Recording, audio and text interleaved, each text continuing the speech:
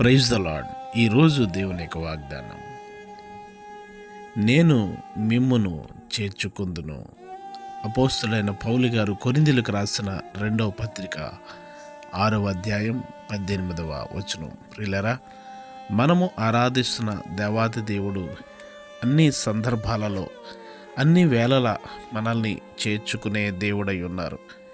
ఈ లోకంలో మనుషులు మనకున్న బలహీనతలను బట్టి మనల్ని చేర్చుకోలేకపోవచ్చేమో, కానీ మనకున్న ఆర్థికపరమైన ఇబ్బందులను గురించి చేర్చుకోలేకపోవచ్చేమో, కానీ లేక మన దీనస్థితిని బట్టి మనుషులు మన దగ్గరికి రాకపోవచ్చేమో, కానీ మనము ఆరాధిస్తున్న దేవుడు మనలను ఎల్లవేళలు కూడా చేర్చుకునేవారై ఉన్నారు.